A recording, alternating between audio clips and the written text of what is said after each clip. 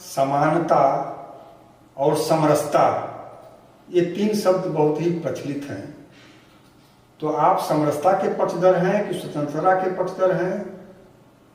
नहीं, मैं तो इस बात का पक्षधर हूं कि दुनिया के प्रत्येक व्यक्ति को पूरी स्वतंत्रता मिलनी चाहिए। यह स्वतंत्रता समान होनी चाहिए। अर्थात इसको मैं कहता हूं अपने शब्दों में असीम स्वतंत्रता। तो मतलब व्यक्ति की स्वतंत्रता की कोई सीमा कोई नहीं बना सकता है, क्योंकि जो सीमा बनाने की कोशिश कर रहा है उसको भी तो उतनी ही स्वतंत्रता है, उससे अधिक तो है नहीं। तो अगर कोई सीमा बना रहा है तो उसको तो स्वतंत्रता के नाम पर गलत कर रहा है। मेरे विचार से प्रत्येक व्यक्ति को असीम स्वतंत्रता है जो पूरी तरह समान होती है। और जब असीम स्वतंत्रता अपने आप प्राकृतिक रूप से समान होती है तो यही समरसता है। समरसता तो कोई चीज तो है नहीं।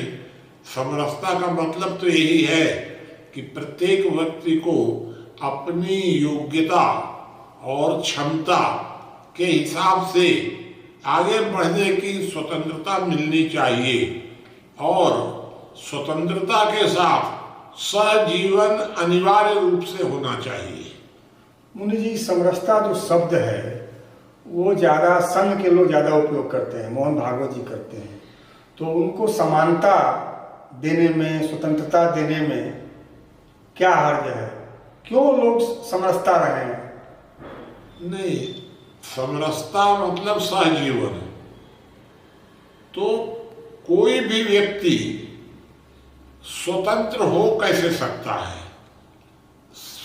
यदि आपने स्वतंत्रता को समान नहीं किया तो स्वतंत्रता का मतलब हो जाएगा तानाशाही। तो कोई व्यक्ति अकेला तो पैदा नहीं हुआ है समाज में, तो उसको तो रहना तो पड़ेगा दूसरों के साथ ही। तो इस परिस्थिति में यह जरूर सोचना चाहिए कि समरसता अनिवार्य आवश्यकता है। किसी भी दृष्टि से समरसता को भुलाया नहीं जा सकता है।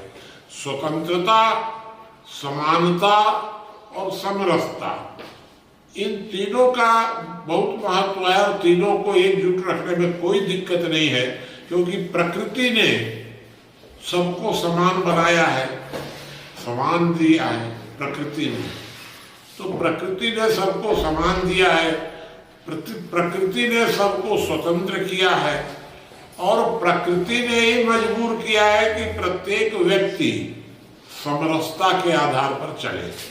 मुनि जी, आपके यहाँ जो काम करता है कोई, तो उससे समरसता किससे होगी? वो तो बहुत असमानता है। स्वतंत्रता में भी उसको आपको ज्यादा है, उसको कम है आपके यहाँ। तो फिर दोनों में समरसता इस शब्द कहाँ से आ जाता है? कैसे बनाएंगे समरसता?